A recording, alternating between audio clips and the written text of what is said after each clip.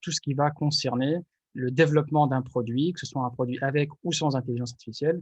Quand on voit un petit peu le socle commun pour tous les produits, et puis on va voir ce qui va changer spécifiquement quand on va intégrer des produits à base d'intelligence artificielle.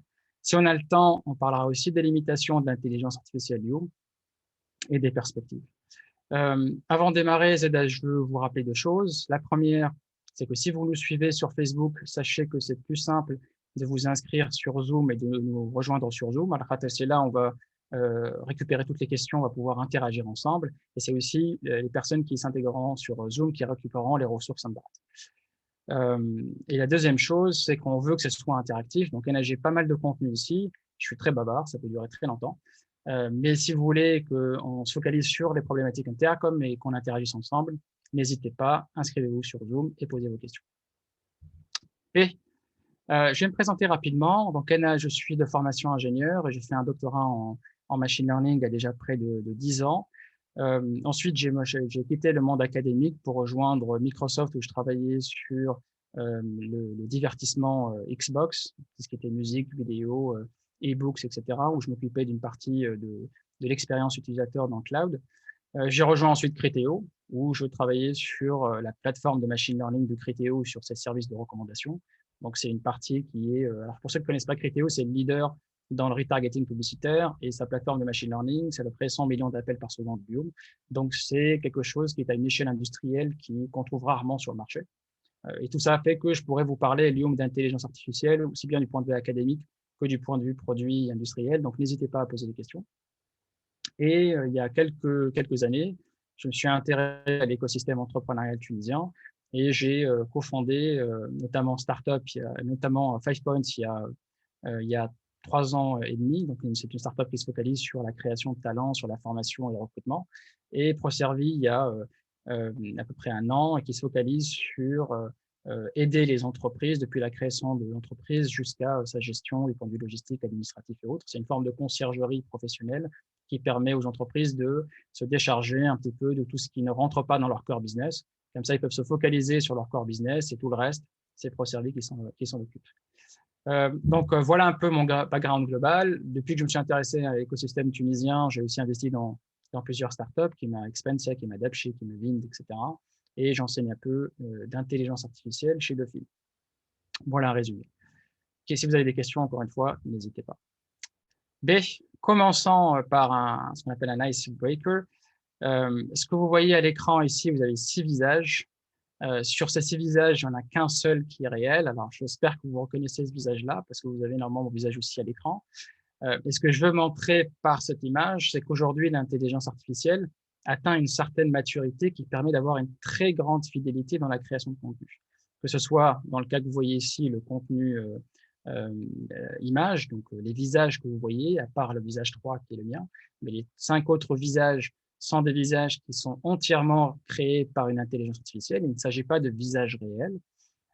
Et pour la création de contenu en général, ça ne se limite pas à l'image, mais la création de contenu, par exemple texte, de langage ou de musique ou autre, aujourd'hui, les algorithmes d'intelligence artificielle sont capables de générer du contenu qui est très proche de ce qu'un humain serait capable de faire. Et donc là, on arrive à un moment où on peut avoir beaucoup d'applications extrêmement intéressantes, parce que tout d'un coup, des choses qui semblaient impossibles à faire, typiquement générer un visage avec une description simple, par exemple, ou générer un article sur un sujet particulier, deviennent extrêmement simples et abordables pour tous, donc pour vous et pour moi, pour nous. Et ça permet comme ça de générer des produits ou des features à base d'intelligence artificielle qui apportent beaucoup de valeur aux utilisateurs. Et donc, c'est ce qu'on va regarder ensemble sur le reste de la présentation. B, avant de rentrer dans les notions produits, je pense qu'il faut asseoir un petit peu notre vocabulaire et nous assurer qu'on parle la même chose. En général, quand on parle du domaine d'intelligence artificielle, il y a 3 notions qui vont revenir. Il y a la notion d'intelligence artificielle, bien sûr, mais pour les puristes de l'intelligence artificielle, ils vont rarement utiliser ce terme-là parce qu'en fait, l'intelligence artificielle a été définie un peu par opposition à l'intelligence humaine.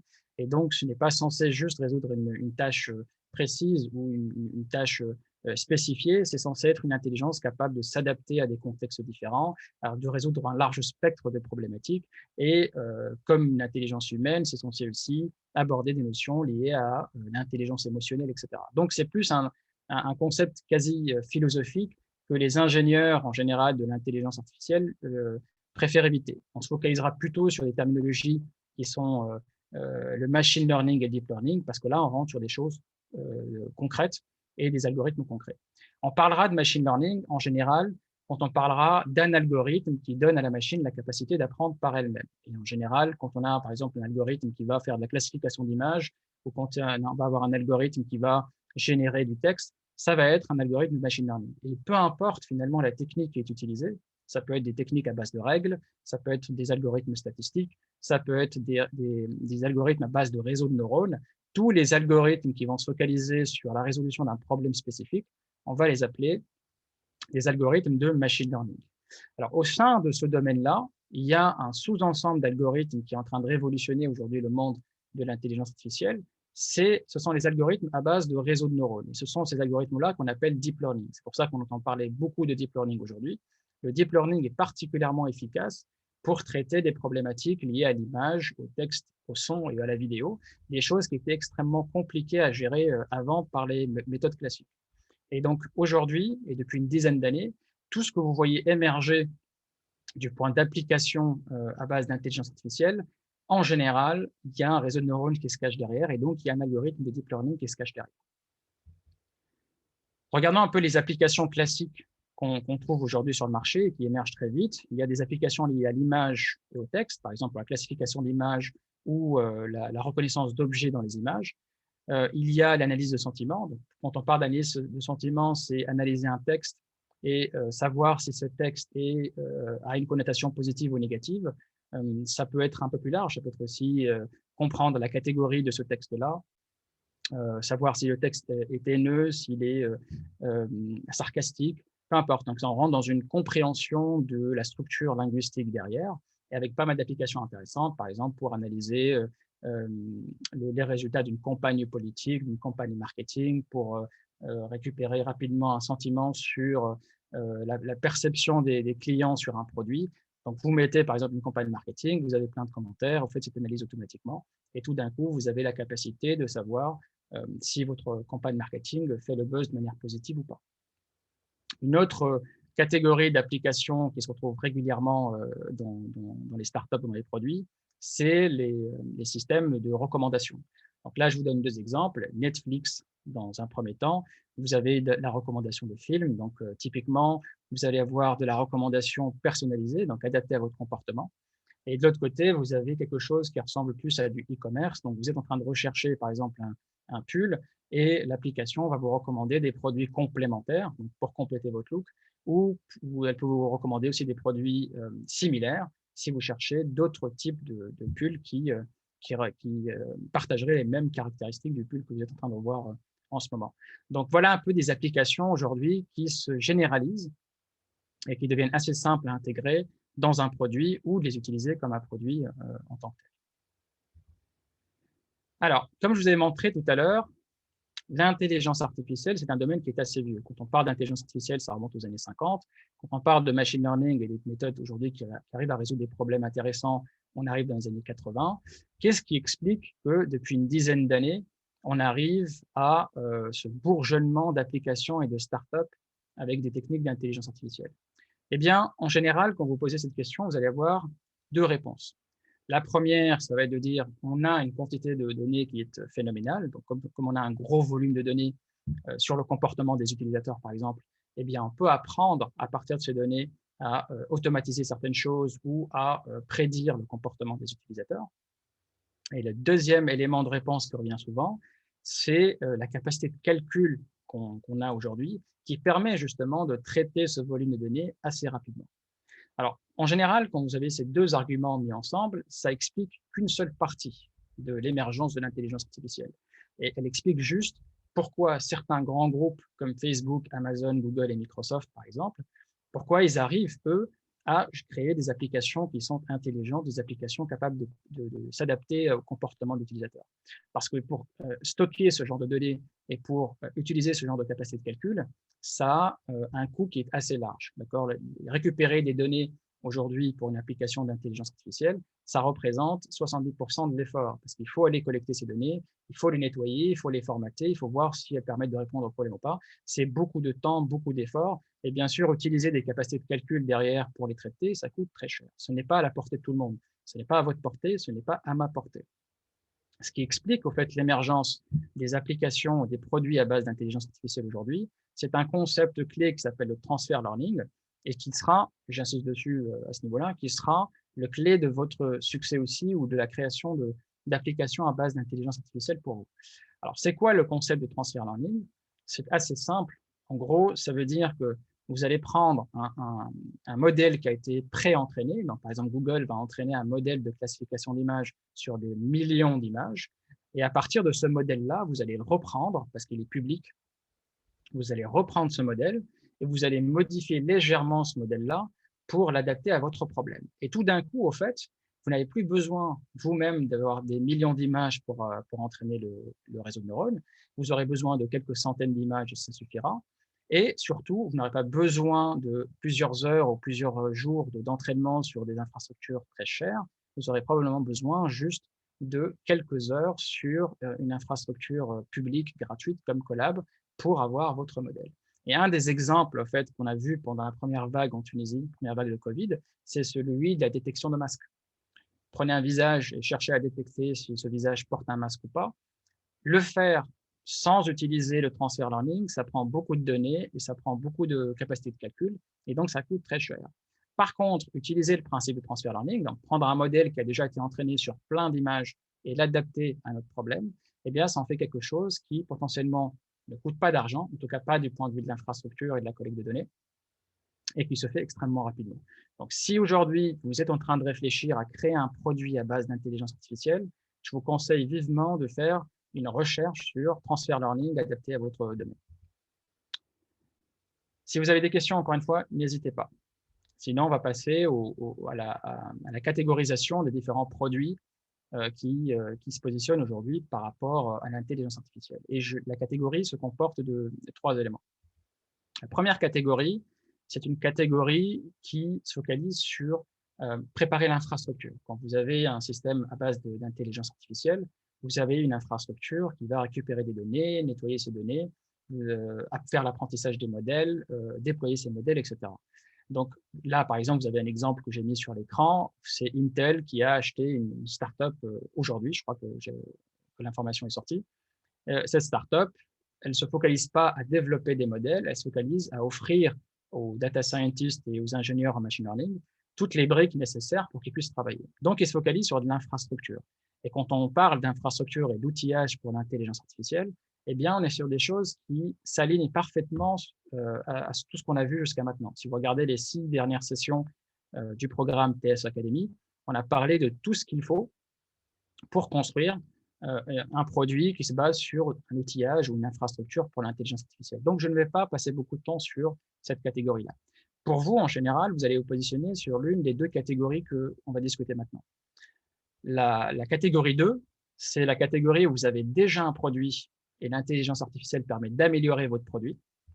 Et la catégorie 3, c'est le système qui se base essentiellement sur l'intelligence artificielle. C'est-à-dire que si vous enlevez la brique intelligence artificielle, le système n'existe plus. Alors, on va passer un peu de temps sur ça pour bien comprendre.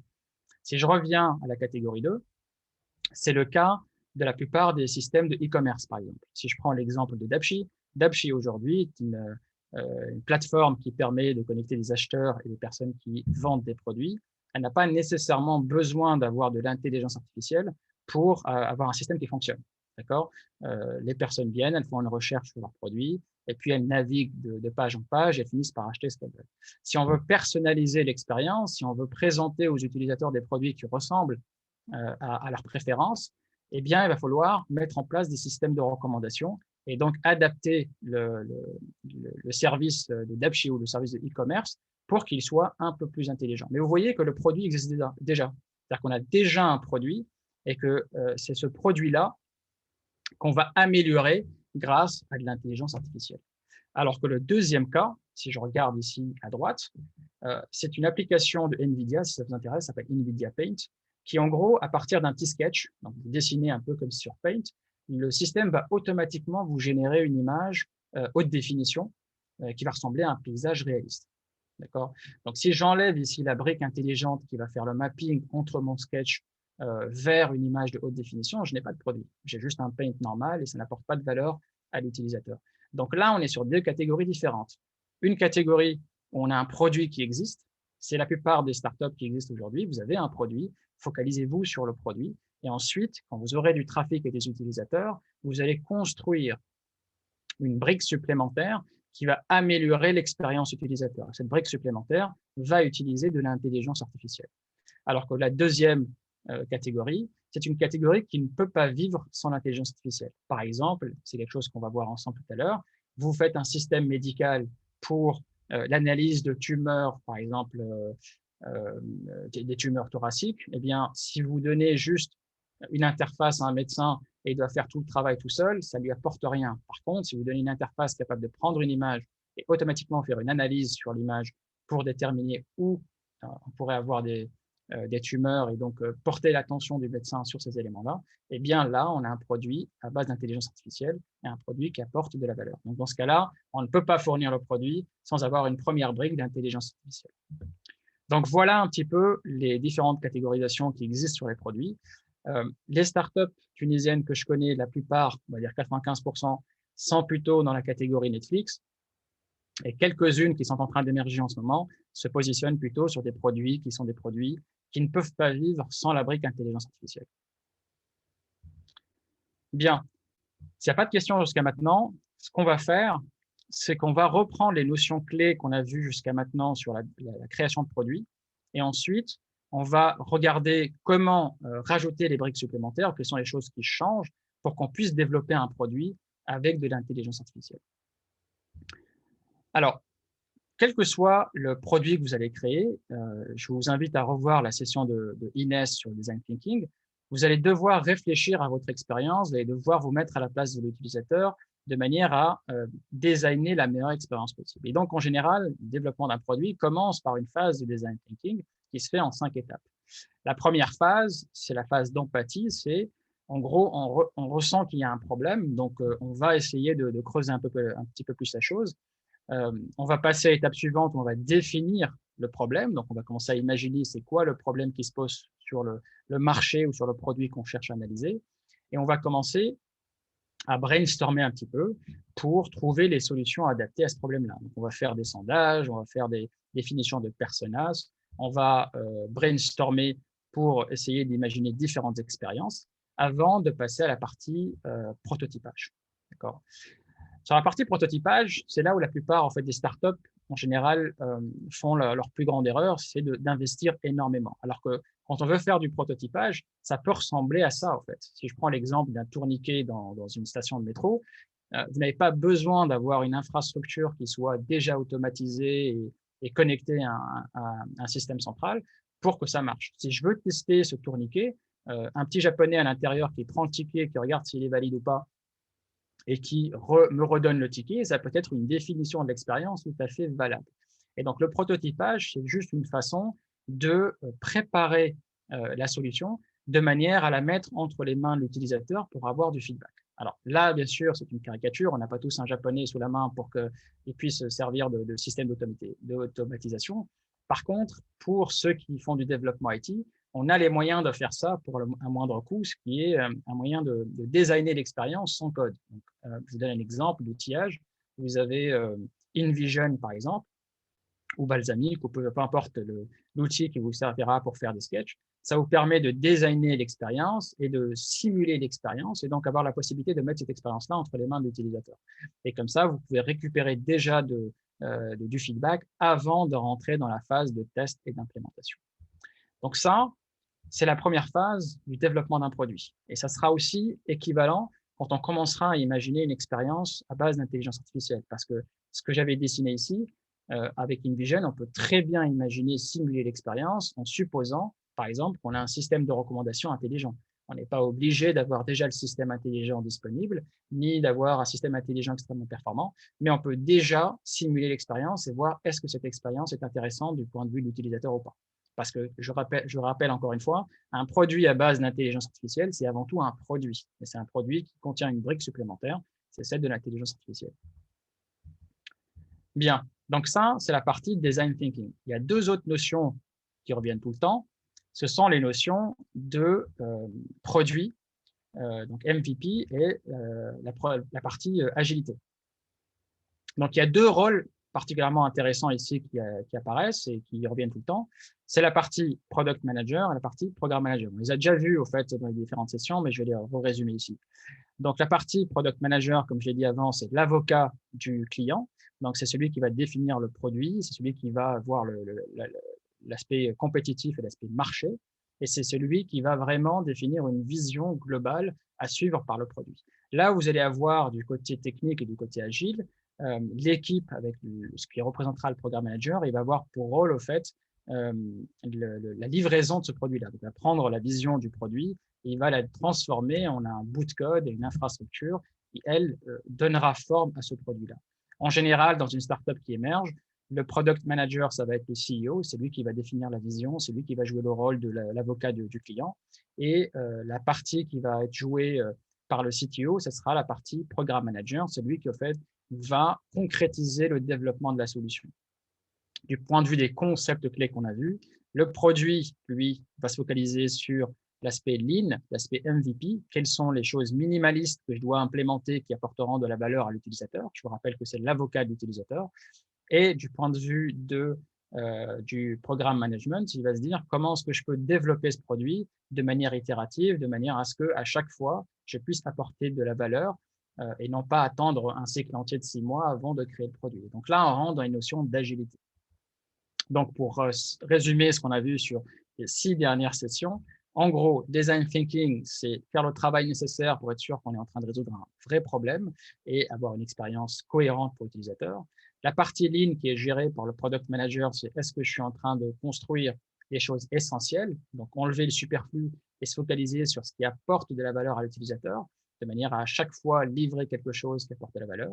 Et la partie agile qui est gérée en général par les équipes techniques, c'est comment est-ce que je gère ce développement-là au fur et à mesure dans des cycles courts et pour chaque cycle, je sors une fonctionnalité ou un bout de code qui apporte de la valeur au produit final. Donc, quelque chose que je puisse mettre entre les mains de l'utilisateur et qu'il puisse tester. Alors, pour illustrer un peu ça, pour comprendre pourquoi, en fait, on a besoin de travailler avec ces trois notions ensemble, et notamment les deux agile et MVP ensemble, je vais vous donner cet exemple-là qui revient souvent.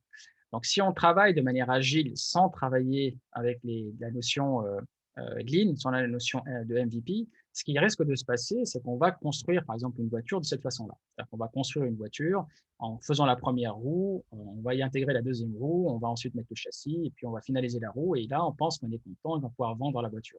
Sauf que ça a pris probablement 6 mois, 1 an, voire plus, et on n'est pas sûr que cette voiture, finalement, va être la voiture à laquelle s'attendent les utilisateurs. Si ça se trouve, ils voulaient autre chose, et donc on a beaucoup investi en pensant qu'on faisait les choses de manière agile, mais on a beaucoup investi sans apporter de valeur pour l'utilisateur, et on a probablement perdu notre argent. Maintenant, si on veut travailler de manière agile, il faut absolument qu'à chaque itération, on apporte de la valeur à l'utilisateur. Et donc, on rentre dans un cycle qui est très différent. Si on part d'agile avec la notion de minimum viable product, à chaque fois qu'on définit une chose minimaliste, eh bien, on va redéfinir notre problématique initiale. On ne va pas se dire, je veux créer une voiture, mais on va se dire, je veux créer un système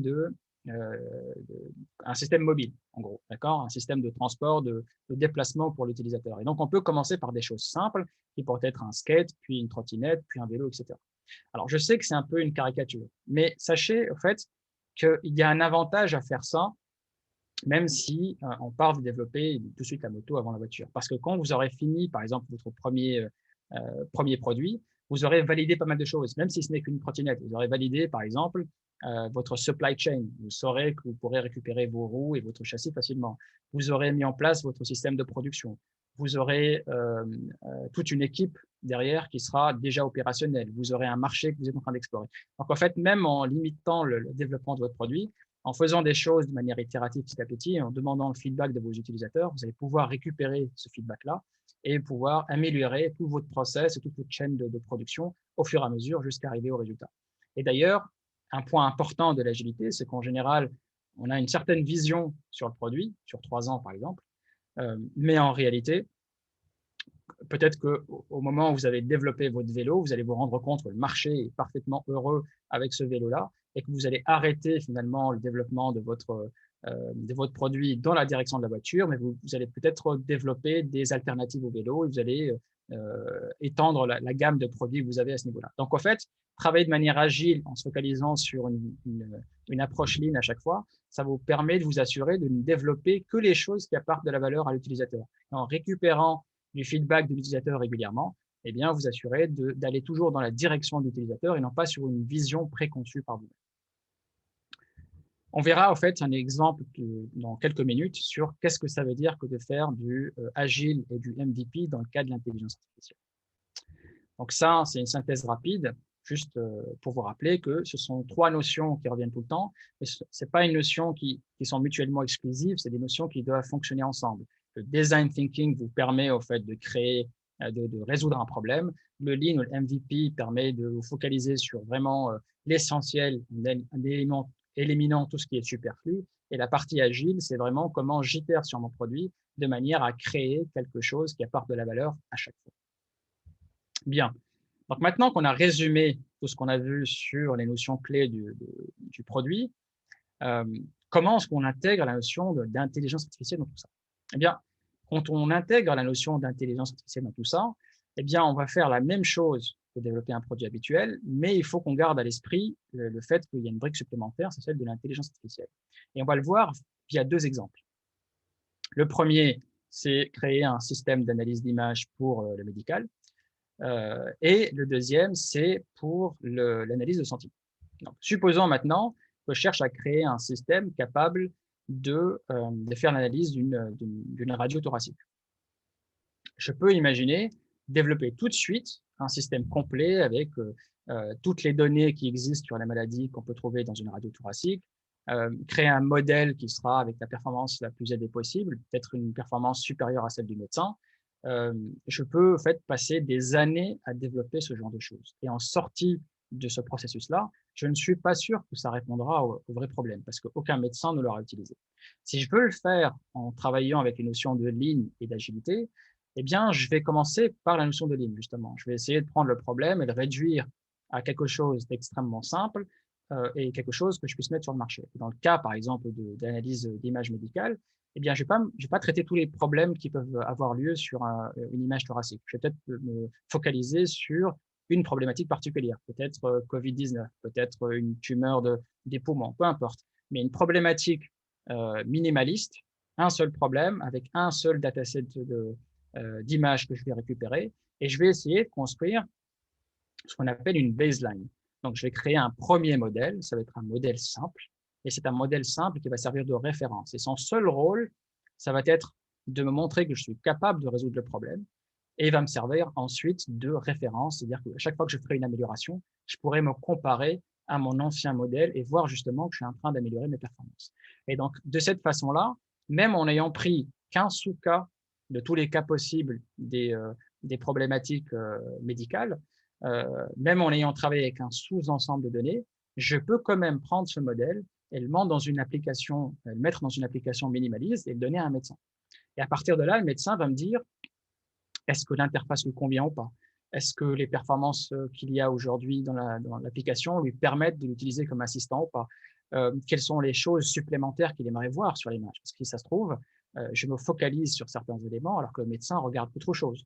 Donc tout ça me permet de valider mon produit à base d'intelligence artificielle de la même façon que je l'aurais fait avec n'importe quel produit. Sauf que j'ai pris la brique intelligence artificielle et je l'ai minimisée du point de vue de la quantité de données à récupérer et de la performance du modèle que j'ai envie de créer. Donc vraiment, avoir la même réflexion au niveau du pragmatisme qu'on a dans le développement du produit. Travailler sur une problématique simple, si on arrive à résoudre ce problème et si on arrive à améliorer les performances, on pourra étendre par la suite les fonctionnalités en fonction de notre client. Et dans ce cas-là, ce sera en fonction de ce que demandera le médecin. Peut-être que le médecin viendra en disant, bon, vous avez traité ce genre de tumeur, eh bien, le truc qui fonctionne très mal aujourd'hui en médecine et qui nous prend beaucoup de temps, c'est telle maladie. Si vous pouvez ensuite intégrer ces maladies-là dans votre analyse, ça peut énormément nous aider. Et dans ce cas-là, on aura une focalisation spécifique sur récupérer ces données-là en particulier, et entraîner le modèle spécifiquement sur cette problématique, etc. Et on va itérer comme ça pour avoir un modèle médical qui sera de plus en plus performant et qui sera un bon assistant pour le médecin. Le deuxième exemple, c'est l'exemple d'analyse de sentiments. Donc, l'analyse de sentiments, je vous rappelle ce qu'on cherche à faire. On a du texte, et pour ce texte-là, on va essayer de savoir si ce texte est positif ou négatif. D'accord? Est-ce que le sentiment dans ce texte-là est un sentiment positif ou est-ce que c'est un sentiment négatif? Alors, ça, l'exemple que vous avez à l'écran, c'est un exemple du dialecte tunisien. Et le dialecte tunisien est particulièrement compliqué parce que le dialecte tunisien, il y a plusieurs alphabets qui sont utilisés. Il y a une grande redondance dans ce qu'on peut utiliser comme vocabulaire. On peut utiliser du français, de l'arabe, de l'anglais. C'est une langue ou un dialecte qui est assez riche et assez compliqué à gérer. Donc, si on doit créer un système qui fait de l'analyse de sentiments ou de la catégorisation sur le dialecte tunisien, c'est potentiellement beaucoup de travail et surtout, on n'a même pas de garantie de réussir. Donc, il faut commencer pareil, commencer petit avec un MVP. C'est quoi le MVP? C'est de prendre, dans ce cas-là, un dataset qui est un dataset de référence petit et déjà prouver qu'on est capable d'avoir des performances acceptables à ce niveau-là. Et c'est exactement ce que vous voyez à l'écran. Ça, c'est un travail que j'ai fait avec un de mes stagiaires à Dauphine. On a pris un dataset de référence et on a entraîné le modèle sur ce dataset-là et ensuite on a regardé les résultats. Et les résultats que vous observez, eh bien, c'est en 2 points. Le premier point, c'est qu'on voit que ce modèle-là, il est capable de séparer les commentaires positifs et négatifs. Donc, ce qui est à gauche, en bleu, ce sont les commentaires positifs. Et ce que vous voyez à droite, ce sont les commentaires négatifs en orange. Donc, il y a une bonne séparation, même si on voit qu'il y a un petit overlap. Donc, il peut y avoir des problématiques à certains moments ou des erreurs sur certaines phrases. La deuxième chose qui était fascinante à ce niveau-là et qui nous permet ensuite d'itérer sur un produit, c'est qu'on se rend compte que le modèle, naturellement, est capable de séparer l'alphabet tunisien de l'alphabet latin, l'alphabet arabe plutôt, de l'alphabet latin. Donc, vous voyez que toutes les phrases qui sont en haut, ce sont des phrases qui sont écrites en alphabet latin et les phrases en bas sont des phrases qui sont écrites en alphabet arabe. Et donc, à partir de ce premier travail qu'on a réalisé, bah, on peut répondre aux premières questions qui vont définir notre MVP. C'est est-ce qu'on est capable de résoudre le problème? Oui, sur une petite échelle. Donc, on peut espérer le résoudre sur une grande échelle. D'accord? Est-ce que ça peut mener à un vrai produit? Oui, parce qu'en fait, à partir de là, on peut imaginer, vous donnez une page, vous mettez un commentaire et la page vous dit si ce commentaire est positif ou négatif. On peut imaginer, par exemple, mettre aussi un lien d'un réseau social comme Facebook ou YouTube et vous récupérez tous les commentaires, vous faites une analyse statistique sur le sentiment de tous ces commentaires-là. Donc, à partir d'un modèle minimaliste, on peut créer un produit minimaliste et itérer dessus en fonction du feedback des utilisateurs. Donc, vous voyez au fait que les concepts qu'on a abordés sur les dernières semaines s'appliquent de la même façon. D'accord? On a eu un raisonnement qui était proche du raisonnement design thinking pour imaginer ce qu'on voulait faire du point de vue du produit. Ensuite, on est rentré sur comment définir le MVP de notre produit et comment le développer de manière itérative. Et c'est ça ce qui en ressort maintenant. Donc là, l'étape suivante, ça va être de prendre ce premier modèle, de le mettre dans un produit minimaliste et ensuite tester avec des utilisateurs, récupérer le feedback, améliorer le modèle, etc., etc. Vous me dites s'il y a des questions, sinon je continue avec le process. Donc, qu'est-ce qui change du point de vue du process quand on parle d'intelligence artificielle intégrée dans des produits? Ce qui se passe, c'est que vous avez une brique entière qui se comporte en différentes étapes, qui est une brique spécifiquement dédiée à l'intelligence artificielle, qui est celle de la récupération de données. Est-ce que j'ai des données suffisantes? Est-ce que les données sont propres? Il y a la partie créer le modèle, d'accord? Est-ce que ce modèle peut me résoudre mon problème, même s'il n'est pas optimal? Évaluer la performance de ce modèle-là, comparer les performances de ce modèle avec ce que vous avez déjà en production. Donc, ce que vous avez en production, ça peut être, par exemple, une recommandation humaine. Est-ce que votre recommandation automatique permet un meilleur engagement de l'utilisateur avec votre produit? Est-ce que ça permet une meilleure conversion, donc des meilleurs achats sur votre site? Donc, il y a une comparaison à faire en permanence entre le modèle que vous avez déjà en production et le modèle que vous êtes en train de développer, que vous allez mettre en production. Et si les performances sont bonnes, il faut déployer dans ce cas-là le nouveau modèle et continuer à améliorer. Donc, vous avez un cycle entier. Donc, du point de vue du process, si vous regardez l'agilité, vous avez toute la partie qui va être applicative, qui ne change pas du point de vue process. Donc, vous allez découper vos tâches vous allez avoir une interface, vous allez avoir des API que vous allez appeler pour récupérer les produits affichés, etc., etc.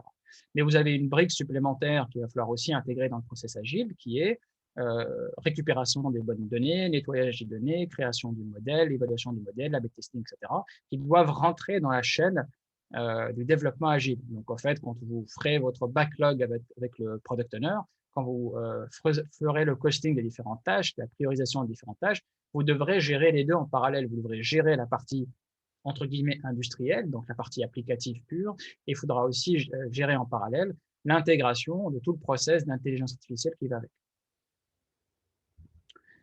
Il y a quelque chose qui est un peu gênante ou un peu problématique quand on s'attaque pour la première fois à une problématique d'intelligence artificielle. C'est l'incertitude qu'il y a avec les 3 premières étapes du développement d'un process d'intelligence artificielle. Lorsque vous faites, par exemple, une application normale, dite normale, entre guillemets, vous voulez développer un site web, vous savez à peu près que vous pourrez développer l'interface web, vous pourrez la découper comme vous voulez, vous pourrez faire appel à des API, vous pourrez déployer ça sur une infrastructure. Tout ça ne comporte pas d'incertitude. Vous saurez le faire, vous savez même estimer à peu près le temps qu'il faut le faire. C'est juste une question de temps. Donc, vous décomposez tout ça, vous en faites un calendrier et puis vous suivez votre calendrier jusqu'à l'exécution au final. Le problème quand on travaille au niveau de l'intelligence artificielle, c'est qu'il y a une très grande incertitude sur le résultat. Je n'ai pas de garantie quand je fais une collecte de données, je n'ai pas de garantie de récupérer les données dont j'ai besoin. Donc, il y a des phases préliminaires d'analyse sur la disponibilité de ces données-là. Quand je crée un modèle, supposons que je cherche à créer un modèle justement pour l'imagerie médicale, je n'ai aucune garantie, a priori comme ça, que mon modèle sera plus performant qu'un médecin. Si mon modèle n'est pas aussi performant qu'un médecin ou s'il est très peu performant, je suis en train de perdre mon temps. Donc, dans ce cas-là, je suis en train de perdre mon argent et peut-être que mon produit n'a aucune valeur. Comment je fais pour gérer cette incertitude quand j'intègre ça dans un processus agile? C'est une vraie question qui se pose. De la même façon, quand on traite les processus agiles, en général, chaque tâche qu'on va définir, ou la user story qu'on va définir, il faut qu'elle ait ce qu'on appelle une definition of done. À quel moment est-ce qu'on décide de dire que cette tâche est terminée? Quand je fais, par exemple, l'implémentation de mon site web, eh bien, c'est très bien. J'ai une tâche qui va s'appeler, par exemple, intégration de la bannière. C'est une tâche qui est costée pour une journée ou 2 journées, peu importe. Et puis, une fois que la bannière a été intégrée dans la page, avec les boutons, avec tout le texte qui va avec, c'est bon. La tâche a été intégrée, testée, c'est terminé. Maintenant, si je dis créer un modèle qui est capable de performer mieux qu'un médecin, à quel moment est-ce que je m'arrête? Est-ce que je suis garanti d'arriver au fait à développer cette tâche-là en 3 jours et terminer? Qu'est-ce qui se passe si cette tâche reste 6 mois? Et ça peut, au fait, si on ne fait pas attention à comment on intègre ces tâches-là dans le processus agile, ça peut casser complètement le processus agile. Parce que tout d'un coup, on peut se retrouver avec des tâches qui ne se terminent jamais. Et donc là, dans le processus agile, quand on intègre le flux d'intelligence artificielle, on va définir nos tâches légèrement différemment. C'est-à-dire qu'on va les décomposer en des tâches d'expérimentation, des tâches d'analyse et des tâches de production. La partie expérimentation et analyse, en fait, le rôle, c'est justement de limiter dans le temps l'effort qu'on va mener. Par exemple, si je me lance dans un produit à base d'intelligence artificielle et je me dis, première chose que je vais explorer, je veux savoir si j'ai les données qui m'intéressent. Par exemple, est-ce que je peux trouver assez d'images avec des gens qui portent des masques et des gens qui ne portent pas des masques? A priori, j'en sais rien. Donc, ce que je vais dire, c'est que cette tâche-là, elle va avoir pour rôle de faire une investigation sur, par exemple, 2 jours, où elle va collecter des images sur le sujet pour faire une analyse statistique sur la qualité des images qu'on trouve, la quantité d'images qu'on peut générer, la facilité d'accès à ces images, etc., etc. Et ça va permettre, au fait, d'avoir pour livrable, justement, la collecte d'une partie préliminaire des données et une analyse qui va avec. Dans ce cas-là, en fait, on peut limiter dans le temps la tâche et on sait ce qu'on va récupérer à la fin en termes de résultats. D'accord? Et comme on a justement une tâche qui est maintenant quantifiable, on peut l'intégrer facilement dans le processus agile. À la fin de cette tâche-là, on a un livrable qui nous dit voici les données qu'on a collectées, voici une analyse qui a été faite sur les données, etc. Maintenant, on a une tâche qui va être analyse par l'équipe de ces résultats-là, parce qu'il faut, à partir du moment où on a récupéré ces données et qu'on a fait la première analyse, il faut valider cette analyse-là et prendre les actions suivantes. Qu'est-ce que je vais faire avec ces données? Qu'est-ce que ça nous permet de faire? Et donc, vous allez avoir une tâche supplémentaire qui va être analyse ou validation de cette collecte de données, et puis décomposition ensuite des tâches successives. Donc, par exemple, à partir de ces données-là, est-ce qu'on a l'analyse qui est terminée ou est-ce qu'on a besoin d'analyse supplémentaire? Est-ce qu'on rentre dans le développement du modèle? D'accord? Etc.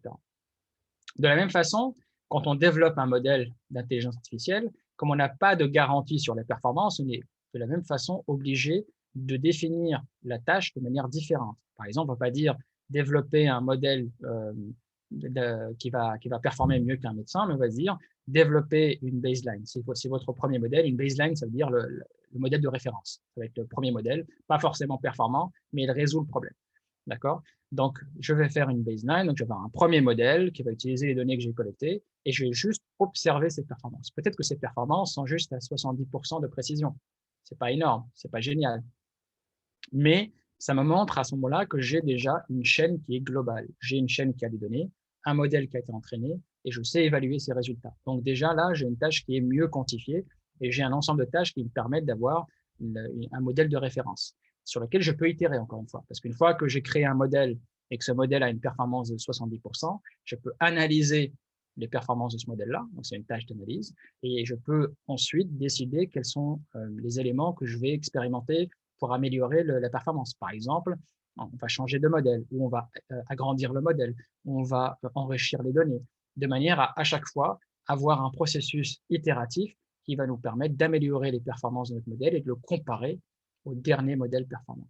Donc, le point à retenir ici, c'est qu'il y a de l'incertitude dans le développement d'un modèle d'intelligence artificielle. Cette incertitude fait que les tâches qu'on va créer sur notre storyboard, par exemple, ou notre board de Scrum, ces tâches-là vont être plus difficiles à définir.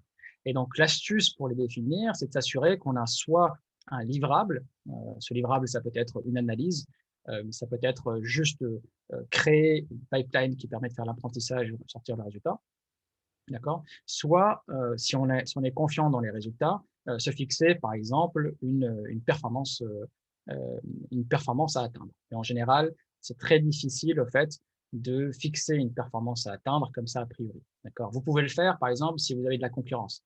Si vous avez des concurrents sur le marché qui ont des chiffres publics et vous savez, par exemple, que leur système est à 95% performant sur un dataset, vous pouvez vous fixer ces performances-là de manière incrémentale. Vous savez que s'ils ont réussi à le faire, il n'y a pas de raison que vous n'y arrivez pas, il faut persévérer. Mais en général, si vous lancez dans un nouveau problème, vous n'avez absolument aucune garantie d'arriver à des performances extraordinaires. Donc, vous êtes obligé d'itérer dessus et votre rôle, ça ne va pas être d'atteindre 95% tout de suite, mais plutôt d'atteindre une performance meilleure que la performance que vous avez déjà en production.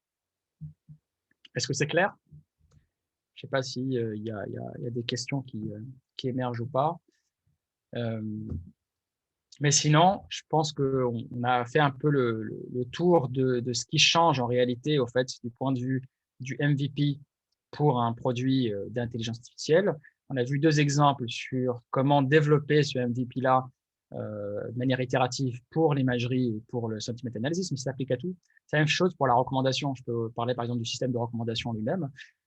Si vous développez un système de recommandation aujourd'hui, vous pouvez commencer par des choses qui vont, par exemple, prendre juste le best-of. Donc, le best-of, c'est pas très intelligent.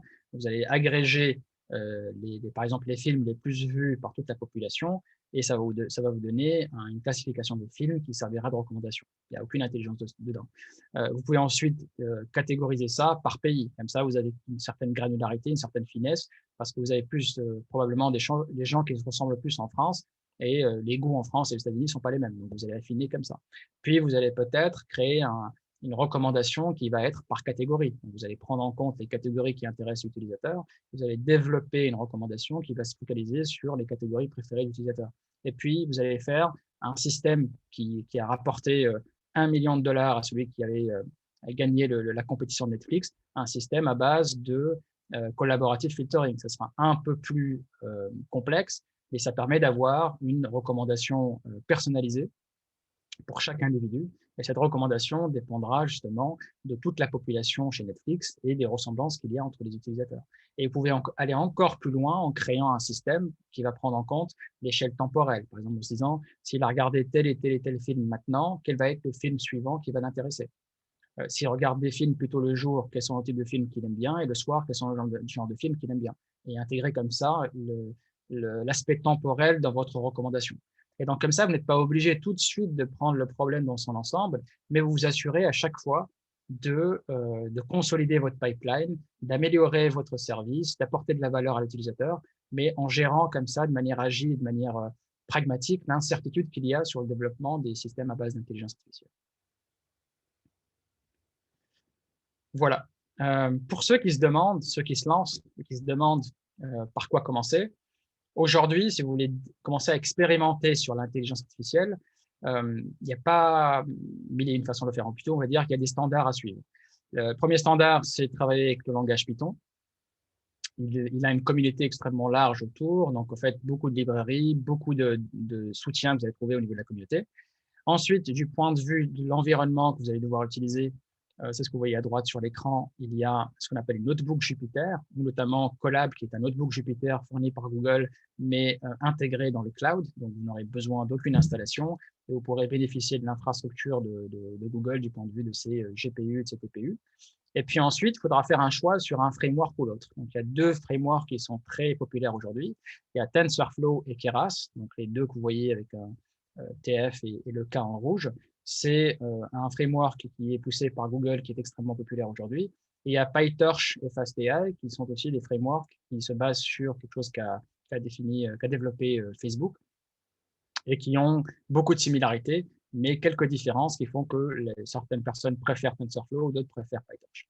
Donc, vous, quand vous lancerez, vous prendrez un environnement qui sera probablement Colab intégré dans le cloud. Vous utiliserez Python comme langage et vous utiliserez un des frameworks, soit TensorFlow, soit PyTorch, et ça vous permettra de faire beaucoup de choses. Un point important que j'ai mentionné tout à l'heure, c'est le point sur le transfer learning. Donc, je vous disais que pour avancer rapidement et expérimenter rapidement, considérer le transfer learning quand c'est possible. Ce qu'il faut savoir, c'est que TensorFlow et PyTorch, les deux, contiennent énormément de modèles préentraînés. Donc, en fait, les modèles qui sont faits par Facebook, Google, Microsoft, etc., quand ils ont des modèles préentraînés et qu'ils les rendent publics, ils deviennent accessibles via ces frameworks de TensorFlow et PyTorch. Donc, c'est en général une ligne de commande et vous récupérez le modèle préentraîné et ensuite vous l'intégrez dans votre expérimentation. Donc, ça se fait très, très bien et c'est assez simple. Est-ce que, alors je repose encore une fois, s'il n'y a pas de questions, on peut rentrer dans les limites des systèmes à base d'intelligence artificielle. Sinon, oui, أنا عندي une question. vas-y. Est-ce que كي يبدا واحد يبدا يخدم على un produit ou certainement la majorité des produits, surtout B2C, on a besoin d'intégrer des systèmes d'intelligence artificielle, quel que soit pour améliorer les services, ou même pour comprendre le comportement des utilisateurs. Est-ce que le rôle,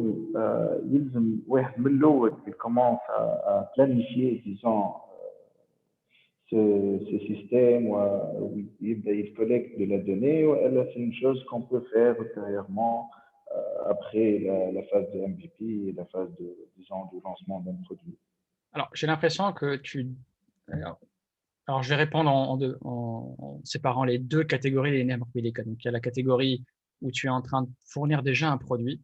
Donc, par exemple, si je regarde du B2C dans le sens où tu fais du shopping ou du divertissement, ce genre de choses, tu vas fournir un produit qui est accès à de la musique ou accès à des restaurants ou accès à des produits de mode. Tu n'as pas besoin d'intelligence artificielle à la base. Tu as besoin déjà de créer un produit qui va fournir le service que tu vends, donc l'accès au divertissement ou à la mode ou autre et les acheter. Et ensuite, c'est en ayant en fait une base d'utilisateurs qui va utiliser ton produit que tu vas collecter des informations sur ces produits-là pour que tu puisses les exploiter par la suite pour créer un modèle d'intelligence artificielle. Donc, elle, ce que je te dis à ce niveau-là, pour cette première catégorie, tu es obligé pas obligé, mais c'est recommandé que tu commences déjà à collecter un peu de données. Ce sera des données que tu vas enregistrer sur laquelle tu pourras expérimenter, mais tu pourras juste l'enregistrer sans forcément l'exploiter au début. Au bout de quelques mois, au bout d'un an, quand tu auras un volume de données qui commencera à devenir intéressant, tu pourras commencer à fouiller ces données-là pour te dire qu'est-ce que je peux en faire, comment je peux améliorer l'expérience utilisateur et la personnaliser à partir de ces données-là. Donc, dès le parti, et comment savoir quel type de données qu'on doit collecter? Est-ce que pour planifier réellement des systèmes qui basés après le produit ou le système d'intelligence artificielle, كيفاش نعرفوا شنو هما les données qu'on doit collecter? Alors, tu ne peux jamais connaître a priori toutes les données. D'ailleurs, je renvoie la question AD et la présentation à Datavor avec Oussem, c'est-à-dire qu'en fait, vous allez prédéfinir des données à partir de l'hypothèse que vous allez faire. مثلا, je sais pas moi, si on parle de produit, quelle est ta catégorie, quel est le nom du produit, la description du produit, quelle est sa position, est-ce que c'est un homme ou une femme, quel est l'âge de la personne. On va se faire un premier schéma de données qu'on va enregistrer, d'accord? Mais rien ne garantit au fait que ce schéma de données sera suffisant. C'est le genre de choses qui passeront au moment où tu commenceras à explorer l'approche intelligence artificielle. Tu vas te rendre compte peut-être que tu as toutes les données qu'il faut pour commencer, ou peut-être que finalement tu as raté quelques données et tu te mettras à ce moment-là à les enregistrer. Donc, à cette réponse-là, en fait, malheureusement, il n'y a pas une réponse définitive qui dit voici le schéma nécessaire pour créer votre database avec les données des utilisateurs. Si vous avez de la concurrence sur le marché et des gens ont fait ça avant vous, vous pouvez essayer justement d'exploiter leur expérience. Donc, tu peux regarder le schéma d'enregistrement chez eux si c'est possible pour le calquer quand tu te lances. Mais si tu es pionnier sur le marché, tu n'as aucune garantie au fait que le schéma de base que tu as défini sera le bon schéma et qu'il ne manquera pas des choses. En général, les premiers champs qu'on va mettre en place seront suffisants pour avoir notre baseline. C'est ça la bonne nouvelle. C'est que comme je l'ai dit, on n'est pas obligé d'avoir tout de suite le modèle le plus performant. On peut commencer par quelque chose qui va exploiter, par exemple, l'âge de la personne, là où la personne va vivre, les catégories qui l'intéressent. Ça peut être extrêmement basique au début, mais ces données-là seront suffisantes pour mettre en place la première baseline qui apportera de la valeur à l'utilisateur. Et à partir du comportement de l'utilisateur vis-à-vis de ce premier modèle, on pourra voir s'il n'y a pas d'autres données qu'on a envie d'intégrer et qu'on va intégrer dans le modèle et qui devraient améliorer les performances du modèle. D'accord ? Donc, en fait, la réponse est en 2 points. Fais un schéma préliminaire à partir de données que tu peux collecter par défaut. Et ensuite, à partir de ce schéma préliminaire, quand tu attaqueras la problématique d'intelligence artificielle, regarde quelles seraient les données supplémentaires qui pourraient enrichir ton modèle et améliorer tes performances. Et ça peut se faire en 2 points comme ça. C'est clair? Oui. Juste, je veux ajouter une autre question, en fait. Bien sûr. Est-ce que les outils qu'on peut utiliser pour nous aider à intégrer des systèmes d'intelligence artificielle, les il y a en fait tous les grands groupes Lyon, ils ont des infrastructures dédiées pour l'intelligence artificielle. D'ailleurs, c'est un bon point parce que je pense que j'ai oublié de le mentionner. C'est-à-dire qu'il y en a quelques-unes qui sont faites pour des développeurs. Donc, typiquement, si vous allez sur le Google Cloud, si vous allez sur Amazon, si vous allez sur Azure, vous avez en fait une partie de leur infrastructure DevOps qui est typiquement faite pour des gens qui font du machine learning. C'est-à-dire quoi? Ça veut dire accès à des modèles pré-entraînés, accès à une pipeline de traitement des données, c'est déployer le modèle en production. Donc, en fait, tout est fait pour faciliter la mise en place de la pipeline qui va traiter les données et déployer le modèle. Mais il y a une nouvelle tendance qui émerge, qui est les Power Apps de Microsoft, qui est une tendance de no-code. Donc, est-ce qu'on peut commencer à expérimenter, est-ce qu'on peut commencer à mettre en place des modèles basiques d'intelligence artificielle en production sans coder? C'est en train d'émerger. Je n'ai pas encore fait l'état des lieux à ce niveau-là pour savoir s'il y a des choses qui sont réellement intéressantes ou pas. Mais on voit tous les grands groupes et on voit des startups qui émergent, qui cherchent justement à permettre à n'importe quelle personne de créer une application à base d'intelligence artificielle, comme Wix permet à des gens de créer des sites web. Donc, je vous recommande, par exemple, de regarder Power Apps pour Microsoft. Et c'est vraiment ça le modèle, c'est d'étape en étape, définir la donnée que vous voulez utiliser, définir le type d'interface que vous voulez, etc., jusqu'à créer une mini-application qui va exploiter derrière l'intelligence artificielle que mettra Microsoft à votre disposition. Donc, ça dépend, est-ce que tu es un développeur ou pas un développeur. Merci, merci. J'en prie. Donc, pour la partie d'ailleurs développeur, le classique, je reviens dessus, c'est l'interface Colab. Le notebook Colab par Google, il permet de faire gratuitement beaucoup de choses intéressantes. La première, c'est comme il est entièrement hosté sur le cloud, tu n'as plus de problème de compatibilité. C'est-à-dire que si vous êtes plusieurs personnes qui travaillent sur une expérimentation d'intelligence artificielle, c'est très facile de partager ce notebook dans lequel il y a toute la partie gestion des données, apprentissage et tout ça. Donc, tu n'as plus le problème que tu avais avant où tu partageais ton code avec quelqu'un d'autre, mais comme sa configuration est différente ou les librairies qu'il a sont différentes, des fois le code ne marche pas parce qu'il y a une incompatibilité entre les librairies. En utilisant Colab, il n'y a plus ce problème-là. Tout est sur le cloud et donc, en passant le lien d'une personne à une autre, ça s'exécutera sans problème à ce niveau-là. Et la deuxième chose, l'intérêt d'utiliser Colab pour les gens qui veulent expérimenter aujourd'hui, c'est que Colab donne accès à l'infrastructure gratuite de Google et notamment à ses cartes graphiques et aux cartes de Tensor qu'on appelle les TPU, qui sont des cartes au fait particulièrement adaptées et optimisées pour tout ce qui est deep learning. Et pour vous donner un chiffre à garder en tête, entre un TPU et un laptop normal, on peut avoir un facteur qui est de l'ordre de 1000 en termes de performance. Donc, si vous essayez de faire un apprentissage d'un modèle profond, donc de deep learning sur votre ordinateur, ça peut prendre, si vous faites sur un TPU, pardon, ça peut prendre une journée, ça prendra peut-être jusqu'à 3 ans sur votre ordinateur. Donc, en fait, avoir accès à cette infrastructure gratuitement, c'est ce qui permet aujourd'hui à beaucoup de startups de se lancer facilement parce qu'elles ont l'accès au cloud, elles ont accès au stockage du cloud, elles ont la capacité de partager le code facilement, donc de collaborer facilement sans friction, et bien sûr, accès à une infrastructure qu'ils n'auraient jamais chez eux. D'accord? Donc, toute personne qui serait en train de se poser la question et qui aurait un peu de capacité de coder, qui s'intéresserait à l'intelligence artificielle, il faut qu'il commence par s'intéresser au langage Python et puis à l'intégration dans le notebook Colab.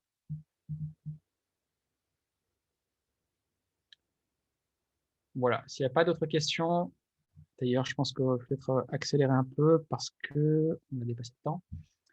Mais du coup, peut-être que je vais parler vite fait des limites parce que c'est important de se rendre compte au fait que l'intelligence artificielle, c'est pas magique.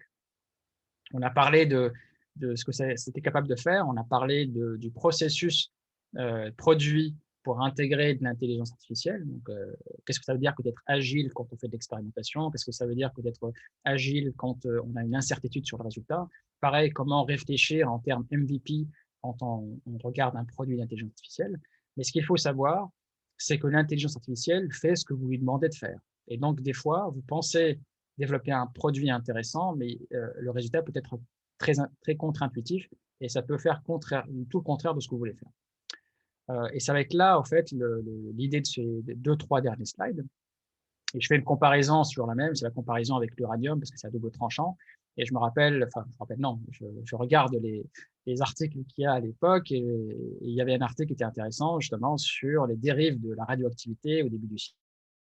À l'époque, en fait, au début du XXe siècle, les gens pensaient que la radioactivité, c'était une source d'énergie et donc on pouvait la mettre un petit peu dans tout et n'importe quoi. Et on a vu des entreprises émerger et ces entreprises ont commencé à mettre du thorium dans des rouges à lèvres, dans du lait pour bébé, dans un paquet de produits de tous les jours parce que c'était considéré comme un produit qui allait apporter de l'énergie. Heureusement, aujourd'hui, ces entreprises n'existent plus. Mais vous comprenez comment, en fait, le fait de mal comprendre, mal interpréter une technologie peut mener à des dérives. Et pour l'intelligence artificielle, c'est un peu pareil. C'est-à-dire qu'on l'utilise un petit peu à toutes les sauces et des fois, on l'utilise à mauvais escient parce qu'on ne sait pas l'utiliser. Et j'ai 2 exemples intéressants à vous donner. Le premier, c'est l'exemple d'Amazon en 2015. Donc, c'est quand même des équipes très performantes. Et ces équipes-là ont décidé de mettre en place un système automatisé pour les RH, donc pour les offres qu'ils ont et pour le recrutement. Et ils se sont rendus compte, après avoir fait toute l'approche d'intelligence artificielle, donc toute l'intégration des modèles d'intelligence artificielle avec leur dataset, etc., ils se sont rendus compte que leur modèle était biaisé et que pour des postes à haute responsabilité et des postes à haut salaire, ils ne vont les proposer qu'à des hommes. D'accord ? Et donc là, on se rend compte, en fait, que le modèle, Ce qu'il a fait en réalité, c'est qu'il a poussé à l'extrême un biais qui existait déjà dans le dataset, parce que le monde est ce qu'il est aujourd'hui. Et en général, sur des postes à haute responsabilité, des postes à haut salaire aux États-Unis, eh bien, on a beaucoup plus d'hommes que de femmes. Et le modèle, tout ce qu'il a fait, c'est qu'il a compris que pour maximiser ses chances d'avoir une réponse positive pour une offre, il valait mieux la recommander à des hommes plutôt qu'à des femmes. Donc là, en fait, il y a vraiment une problématique d'éthique et de biais qui est considérée aujourd'hui par la communauté d'intelligence artificielle pour améliorer le produit et pour s'assurer au fait qu'il y a une certaine forme d'équité dans le développement de ces algorithmes-là. Donc, faites très attention à ce que vous développez. Et il y a toujours une phase de validation aujourd'hui qui doit rester une phase de validation humaine pour vérifier que l'algorithme réalise réellement ce qu'on veut. D'accord ? La deuxième chose qui est toujours aussi marrante, c'est la reconnaissance de visage. Donc, ça, c'est des chiffres de 2019. Mais en 2019, eh bien, les systèmes de reconnaissance de visage reconnaissent 10 fois moins bien un visage black qu'un visage blanc. Et du coup, on se rend compte qu'il y a aussi un biais au niveau des données collectées et de l'entraînement qui est réalisé. D'accord ? Ceux qui ont fait ces algorithmes-là, clairement, n'ont pas équilibré, on va dire, leur dataset, et par conséquent, leurs algorithmes sont beaucoup moins performants sur une partie de la population par rapport à une autre partie de la population. D'ailleurs, il y a une anecdote assez marrante à ce niveau-là qui revient tout le temps, c'est le moment où il y a eu le lancement de l'iPhone en Chine avec la fonctionnalité pour débloquer l'écran avec le visage. Et donc, la blague qui revenait tout le temps, c'était justement que tu pouvais mettre le téléphone devant différents visages de Chinois et tu arrivais toujours à l'ouvrir le téléphone. Parce que pour le téléphone, c'est toujours le même visage. Et donc, c'est toujours la même chose. C'est qu'au fait, quand vous faites un modèle à base d'intelligence artificielle, il y a un facteur très intéressant qui est un facteur data. Comment est-ce que je formalise mes données de manière à ce qu'elles soient complètes, donc représentatives de mon problème, parce que le modèle va apprendre à partir de ces données-là. Si on lui donne des données qui ne sont pas équilibrées et qui ne sont pas représentatives, eh bien, ce qu'il va finir par faire va être très difficile à prédire en production, parce qu'il va y avoir des choses sur lesquelles il ne s'est jamais entraîné. Et puis, il y a, même si on a des données complètes, il y a toujours la problématique du biais naturel. C'est-à-dire que notre société est biaisée sur plein de problématiques, sur des problématiques sociales. Donc là, on va parler du RH, mais on peut parler du monde carcéral, par exemple, pour les prisons américaines ou autres. Le monde est biaisé. Et donc, si vous donnez des données biaisées à un algorithme, tout ce qu'il va faire, c'est qu'il va pousser à l'extrême le comportement qu'il observe.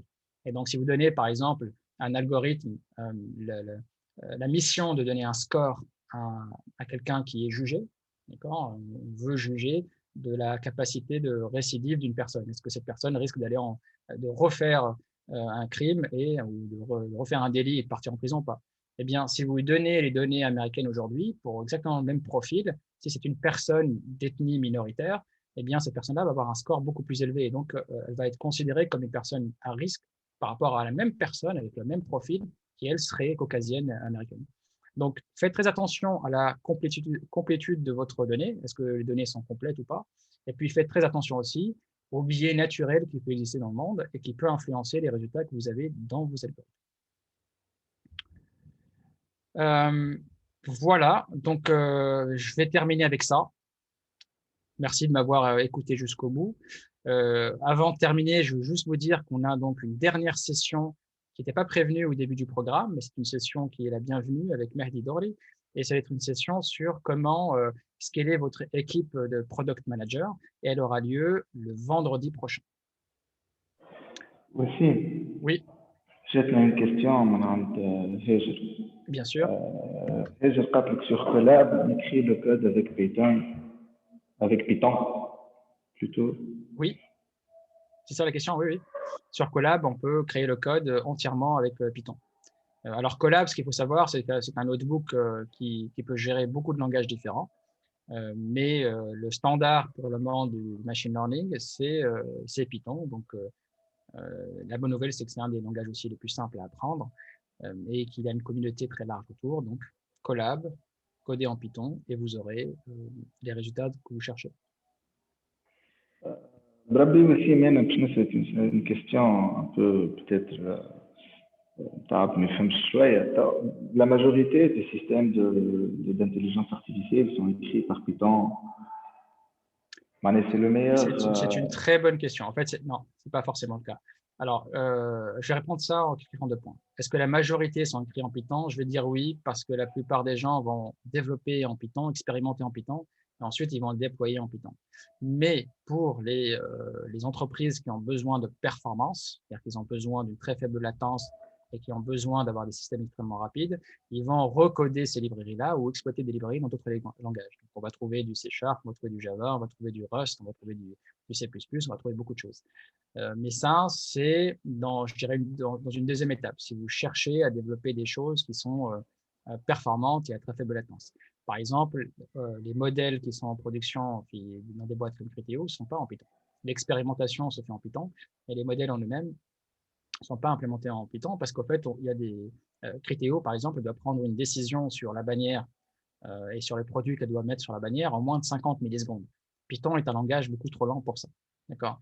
Donc, la plupart, oui, ils finissent par utiliser Python pour déployer en production parce qu'ils sont sur des latences d'une demi-seconde, une seconde, et c'est pas un problème d'avoir une certaine lenteur à ce niveau-là. Et si vous avez des contraintes très élevées en performance, vous pouvez passer sur d'autres langages. Et beaucoup de langages, en fait, aujourd'hui, permettent de faire de l'intelligence artificielle. Donc, si vous travaillez sur Azure, vous allez travailler certainement en C#, parce que c'est le langage de base de Microsoft. Si vous voulez un peu aller plus loin, ce qui est à la mode aujourd'hui, c'est d'explorer des choses en Rust, ce genre de choses. Et merci beaucoup aussi, Yatik Saha. Avec plaisir. On n'a pas d'autres questions. Dans ce qu'on a reçu des questions sur Facebook. Sinon, on peut clôturer cette session. Voilà. S'il n'y a pas de questions, je vais passer juste sur ce dernier slide. En fait, pour ceux qui s'intéressent au sujet, même sans être des développeurs, vous le trouverez dans la présentation. En fait, là, ce que je mets, ce sont un petit peu les dernières réalisations qui ont lieu dans le monde de l'intelligence artificielle. Ça vaut la peine de les explorer parce que ce sont toutes des réalisations assez extraordinaires et sur plusieurs secteurs. Donc, vous avez tout ce qui est traitement de l'image, traitement de la voix, traitement du langage et des jeux. Et à chaque fois, ce sont des réalisations qui permettent de soit réaliser des choses qui sont comparables à ce qu'un humain ferait, soit des choses qui arrivent à battre justement l'humain sur leur capacité. Par exemple, AlphaGo pour le jeu qui est capable de battre le champion du monde, ResNet qui montre en fait qu'on peut avoir des systèmes d'analyse d'images et de classification d'images plus performantes que les humains, donc avec la possibilité de potentiellement assister les médecins ou remplacer les médecins sur cette tâche. GPT-3 qui est capable de générer du texte avec un réalisme proche de celui de l'humain. Pour la voix, par exemple, Jukebox qui peut générer des chansons qui n'ont rien à envier aux hits de l'été qu'on écoute chaque année. Donc, si ça vous intéresse de regarder un peu ce qui existe aujourd'hui du point de vue des grandes réalisations en intelligence artificielle, vous avez ça et peut-être que ça peut en inspirer certains pour créer leur prochaine startup. Yatik Saha aussi. Voilà. Merci beaucoup. Merci à tous. Donc, prochain rendez-vous vendredi prochain. Et ça sera la dernière session. Et puis, encore une fois, merci à tous ceux qui ont contribué pour ce programme. Et je vous dis à vendredi prochain. Alors, Emma, je vais ajouter juste un truc. Merci beaucoup, Wassim, à Kelrad, vous avez assuré. Sans vous, le programme on n'aurait pas pu le faire. Nedia, un grand bravo. C'est elle qui a tout organisé pour TS Academy. Encore une fois, c'est un programme pilote. Donc, le Marahedi, il est ouvert à tous. On a besoin de vos feedbacks pour préparer la nouvelle session pour l'année prochaine. Donc, inscrivez-vous sur le formulaire, martout à Facebook, comme par des emails. Vous pouvez toujours le trouver sur les posts internes de TS Academy. Encore une fois, un grand merci pour Wassim et Aiden, les gens derrière l'idée. C'est eux qui nous ont aidés, c'est eux qui travaillent sur le scale-up. La TS Academy, où ils font partie de la communauté entrepreneur où il y a réellement les besoins de tous les entrepreneurs. Voilà, on va dire une partie. Les feedbacks comme ils sont super importants. Voilà, merci beaucoup Aiden, merci beaucoup Wassim, merci Nadia, et comme ça à ceux qui étaient avec nous. Habit on les femmes sur Facebook, malheureusement ils ne sont pas connectés sur Zoom. Quand même, ce qui est clair, puisque pas de questions, c'est que tu as été super clair, Lioma Wassim, qui m'a les intervenants. Voilà, yati comme ça. Bonne soirée à tous. Et puis vendredi, Mahdi Dorli, Kilada, à 16h. Sur Zoom et sur Facebook si vous insistez sur Facebook. Parfait. Voilà, bonne Merci soirée à beaucoup. Je tous. pense qu'on peut clôturer là. Yes, merci. Ciao, ciao. Ciao, ciao.